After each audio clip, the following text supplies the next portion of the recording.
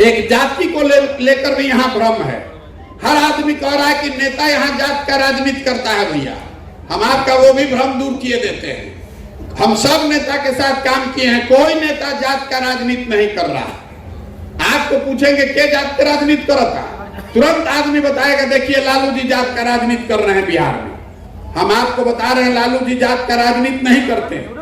अगर लालू जी जात का राजनीति करते तो लालू जी ये कहते कि जो यादव समाज में सबसे काबिल लड़का है वही आदमी बिहार का मुख्यमंत्री होगा, बिहार का मुख्यमंत्री यादव ही होगा। और सब यादव जी भाई लोग, आप लोग लालटेन को वोट दीजिए। लालू जी नहीं न कह रहे हैं, लालू जी ये कह रहे हैं कि मेरा लड़का बिहार का मुख्यमंत्री बनेगा, सब यादव जी लोग आप लोग वोट हमको दीजिए। तो भाई ये जात का राजनीति कहाँ हुआ? ये तो परिवार का, बेटे का, स्वार्थ का राजनीति है। जात में तो आप अधूराए हैं।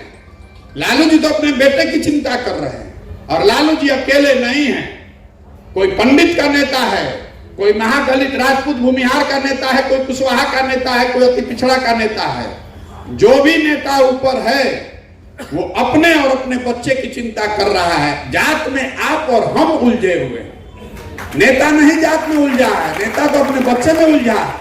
तो आपसे हाथ जोड़कर यही कर रहे हैं कि आप भी एक बार, कम से कम एक बार जीवन में स्वार्थी बनिए। अपने लिए नहीं तो अपने बच्चों के लिए बनिए। और नहीं तो जिस गरीबी बदहाली में आपकी जिंदगी बीती है उसी गरीबी बदहाली में आपके बच्चों की भी जिंदगी बीतेगी। और कुछ आदमी जो आप लोग धनाढ्य हैं, थोड़ा पैसे वाले हैं, तो आपका भी जान बचने वाला नहीं है। आपके भी बच्चों को यहां से छोड़कर ही भागना पड़ेगा। अगर आपके पास पैसा है तो आप बिहार में नहीं रह पाइएगा, चाहे पढ़ाई के लिए हो चाहे नौकरी के लिए हो। बहुत आदमी को लगता है कि पलायन खाली गरीब का समस्या है। हम देख रहे हैं पलायन गरीब के लिए जितनी बड़ी समस्या है उससे ज्यादा बड़ी समस्या मध्यम वर्गीय परिवारों के लिए है। आप अपने बच्चे के साथ रहने का आपको भी सुख नहीं है।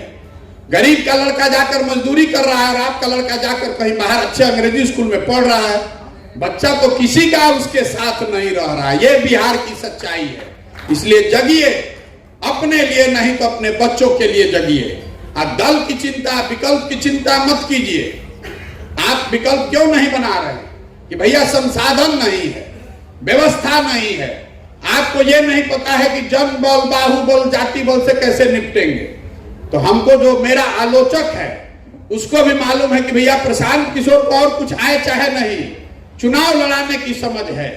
तो हम पैदल चल रहे हैं गांव, शहर, कस्बा, देहात से। जैसे आप दही को मथ के मक्खन निकालते हैं, वैसे समाज को मथ कर ऐसे लोगों को निकालने आए हैं जो अपने और अपने बच्चों के लिए नई व्यवस्था बिहार में बनाना चाहते हैं। चुनाव लड़ने के लिए जो व्यवस्था चाहिए, जो रणनीति चाहिए, संसाधन चाहिए, उसकी चिंता मत कीजिए। उसकी चिंता अपने भाई, अपने बेटे प्रशांत किशोर पर छोड़िए। अपने बच्चों के लिए खड़ा होइए। एक बार अपने बच्चों के लिए खड़ा तो होइए।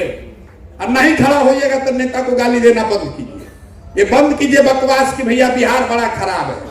आप ये सोच रहे हैं कि कोई आके मंगल ग्रह से बिहार सुधार दे और उसके बाद आपका जिंदगी बढ़िया हो जाएगा। तो भैया बिहार को अगर सुधारना है तो बिहार के लोगों को ही लगना पड़ेगा। कोई बाहर से आकर इसको सुधारने वाला नहीं है।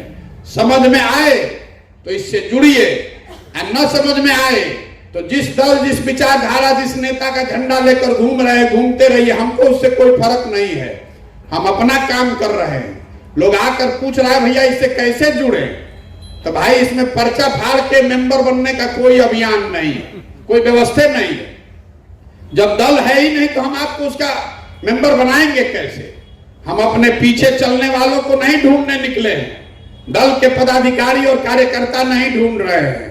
हम ऐसे लोगों को ढूंढ रहे हैं जो दल बनाने की कुवत रखते हैं, काबिलियत रखते हैं, जो हमारे पीछे नहीं हमारे साथ चलना चाहते हैं। पूरा बिहार से जब पूरा पदयात्रा खत्म करेंगे, जो लोग भी तैयार होगा सबको एक साथ बैठाएंगे और सब लोग मिलकर तय करेगा कि दल बनाना है तो बनेगा दल। दल बनाने में कितना देर लगता है। और एक बार अगर हम दल सबके साथ मिलकर बनाएंगे तो चुनाव के लिए चिंता आप मत कीजिए, कोई नहीं बचने वाला है। हमको कह रहा है कि भैया जब से हम चलल बानी कि भाजपा का वोट ज्यादा काटेंगे कि महागठबंधन का काटेंगे, इसी गणना में लोग लगे हुए हैं। हम पहले दिन से बता रहे हैं कि भाई हम लोग की औकात ना भाजपा का वोट काटने का है ना महागठबंधन का काटने का है। हमारी औकात इतनी है कि जनता को अगर जगा दिया तो जनता दोनों को काट के साफ कर देगी। कोई नहीं बचने वाला, कोई नहीं बचने वाला है। मुफ्त में 35 साल से मुफ्त में वोट लेने की आदत लग गई है। भाजपा के डर से लालटेन को और लालटेन के डर से भाजपा को। काम कोई नहीं कर रहा है। तो एक बार जगिए, ये व्यवस्था बनाइए आपने और अपने बच्चों के लिए खड़े होइए। किसी बात की चिंता मत कीजिए। ये एमएलसी का जो चुनाव है इसके बल पर मत आइए। अगर इस सोच में आपका भरोसा है, साल 2 साल लगाने के लिए आप तैयार हैं, तब जुड़िए। चुनाव तो आता जाता रहेगा और चुनाव हारेंगे नहीं। आप 10 साल में हमने जिसका हाथ पकड़ा है वो कोई नहीं हारा। इस बार संकल्प लेकर आए हैं, किसी दल का नहीं, नेता का नहीं, आपका हाथ पकड़े हैं और भरोसा रखिए आपको भी हारने नहीं देंगे। अभी आपको लग रहा है हम गाड़ी से घूम रहे थे तो लोग कह रहे हैं अभी कैसे घूम रहे हैं, क्या होगा इससे।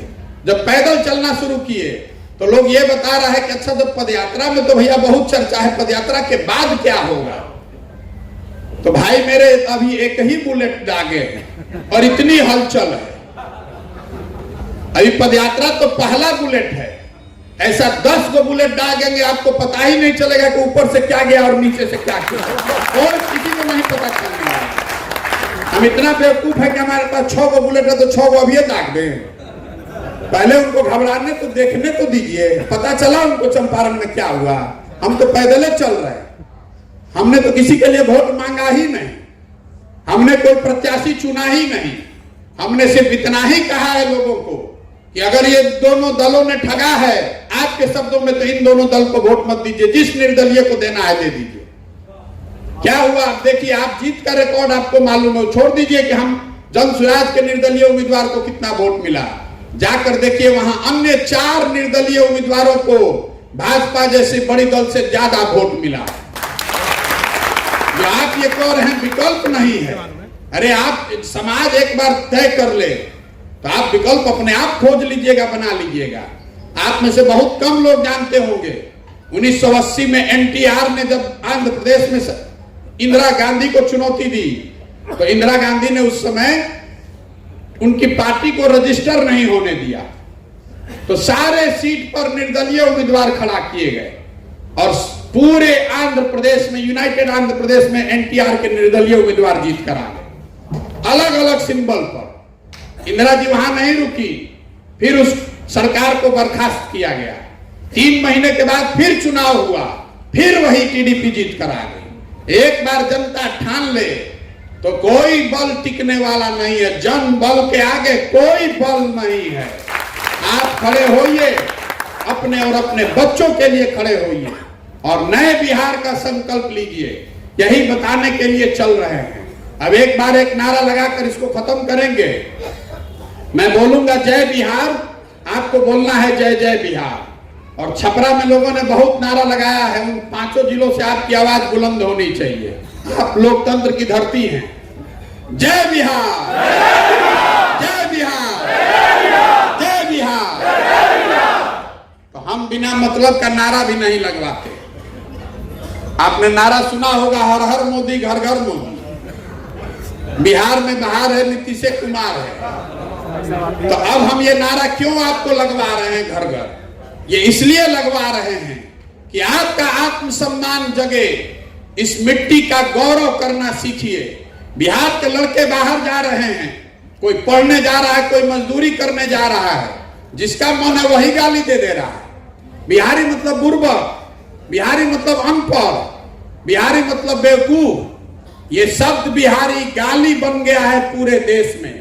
बिहार के लोग बाहर कहते हैं हम बिहार के नहीं हैं, यूपी के हैं। ये दशा हो गई है। तो मैं आपको ये समझाने आया हूं, आपसे आग्रह करने आया हूं कि इस मिट्टी का गौरव करना सीखिए। ये बेवकूफों की धरती नहीं है, ये तो ज्ञान की भूमि है। देवताओं को भी बिहार में आकर ज्ञान मिला है। हम लोग के पूर्वजों ने इस देश पर 1500 साल तक उनको शासन करना दिखाया है, सिखाया है। आज हम लोग की बेवकूफी से हम लोग के बच्चे पूरे देश में घूम घूम कर मजदूरी कर रहे हैं। जगिए और इस मिट्टी का सम्मान कीजिए, आत्मसम्मान अपना जागृत कीजिए और ऐसी व्यवस्था बनाइए कि आपके हमारे बच्चों को पढ़ने के लिए, रोजगार के लिए कहीं बाहर नहीं जाना पड़े। इसी आग्रह के साथ मैं अपनी बात खत्म करूंगा। आप यहाँ आए, मुझे मेरी बात कहने का अवसर दिया, इसके लिए आपका बहुत बहुत धन्यवाद।